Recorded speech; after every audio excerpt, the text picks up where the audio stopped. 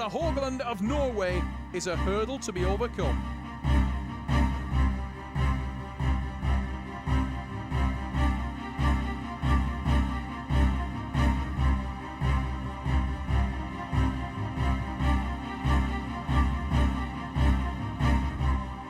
Whilst Haugland may be a high hurdle, let's find out if white men can jump. Andy Barker needs to clear the distance. He's back in the sport. Will he be back to his best?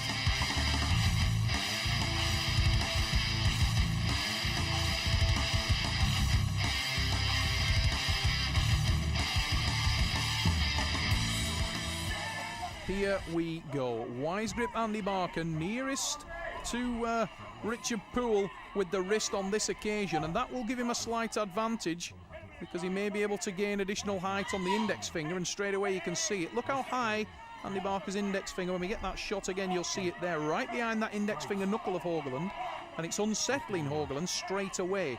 The height of Andy Barker always a weapon. Haugland looking at his own wrist, checking how straight it is. Massive attack from Frode Haugland. The Norwegian, living up to his name there, relentless, and he is relentless. A driving attack, but Barker, although he looks like he's in a ton of trouble there, he's the man with hand control. That height, the leverage, giving him the hand control. Oh, this got straps written all over it. Yeah, there we go. We slip, we go to the strap. The strap match, they say, favours the power man. I really don't know who the power man is in this match, but I can tell you that both these guys are supremely powerful, and both men very well rounded. Frode Haugland on the far side of the referee with the wrist will struggle to keep his wrist straight. Now watch the height of Andy Barker. He's getting that index finger. Andy Barker, so long, so tall, but this time he's driven into the hook, and Barker won't like it in there as much as if he could find his top roll. He's not shy of having the hook power, but he's a top roller, and make no mistake about it, Frode Haugland has got a lot of power on that tricep, and this favours the Norwegian. Andy Barker will be burning a little bit. Barker, the man on the right-hand side of your screen as you look at it. Haugland comes in with a tricep press now. Driving down. Couldn't finish. Barker so composed. Drives to the back of the pad on this occasion. Now this is where Barker can really work his magic. He starts to move around with the height. Coming in with the tricep press, trying to settle himself. Haugland tries to go for the back pressure. Barker moving around with that tricep now, and he's getting Haugland off the bone line.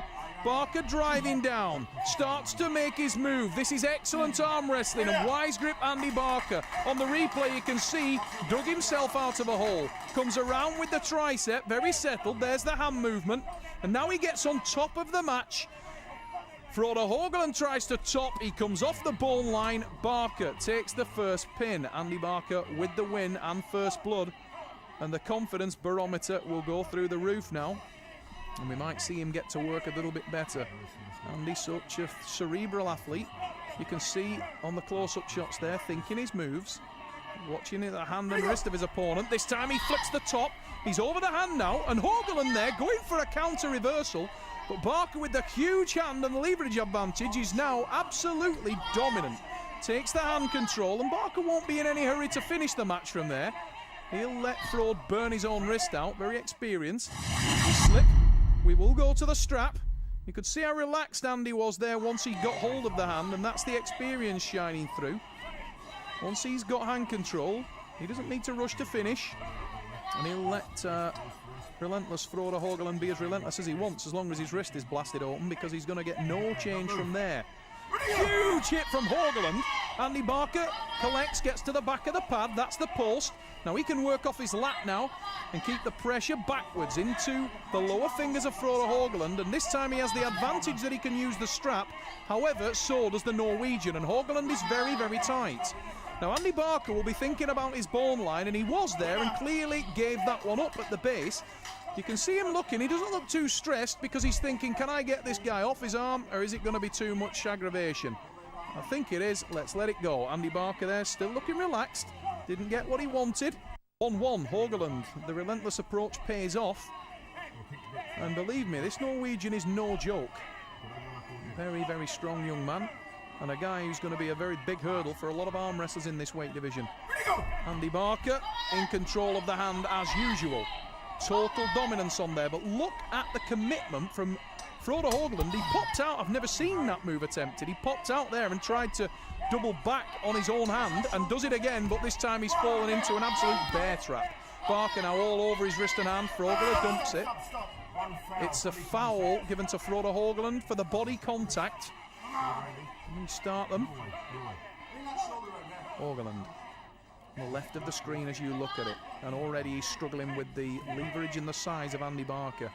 Andy, a very, very big middleweight. This guy can go up to light heavy. He's 6'3", massive hands, a lot of height and a lot of leverage, and that gives you the advantage. You've seen it in the super heavyweight category with the reigning super heavyweight world #1, Devon Larratt. He's a similar stat to Andy Barker in terms of the physical statistics. This time, Frode Haugland looks like he takes the pin, but he's...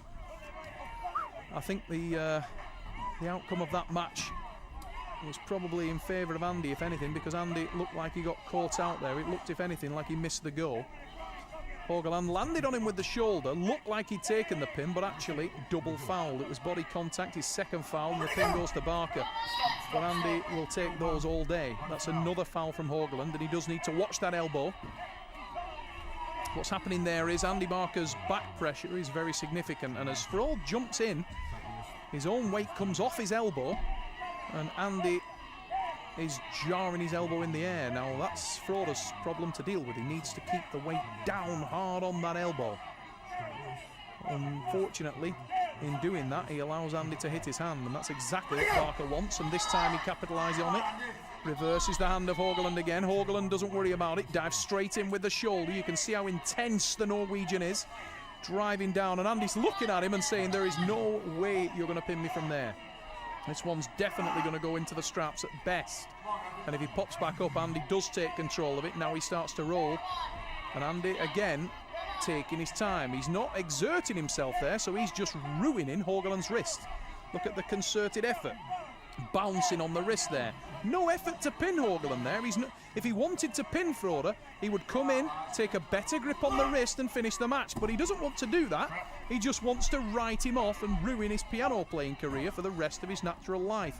Jumping all over his hand.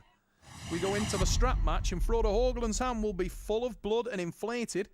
And Andy Barker will be able to tap dance on it after this one, I would imagine. Watch for Frode Haugland's wrist.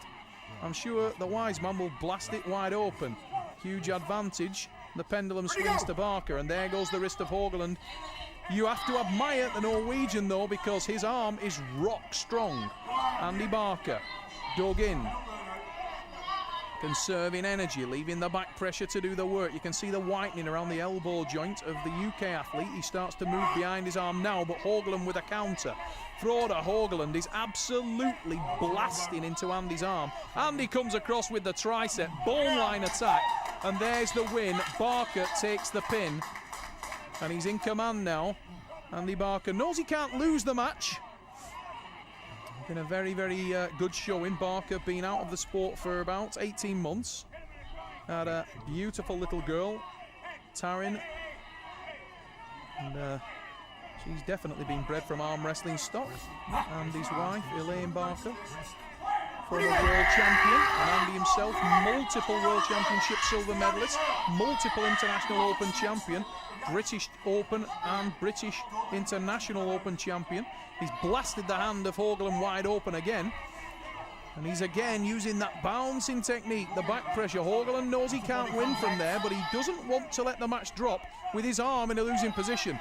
Ugly positions there. It's Haugland with the elbow foul. Sorry, it's the body contact foul.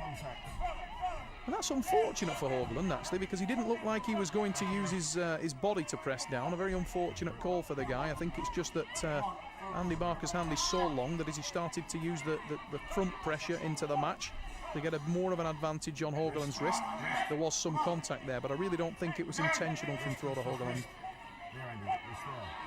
However, he gets the foul.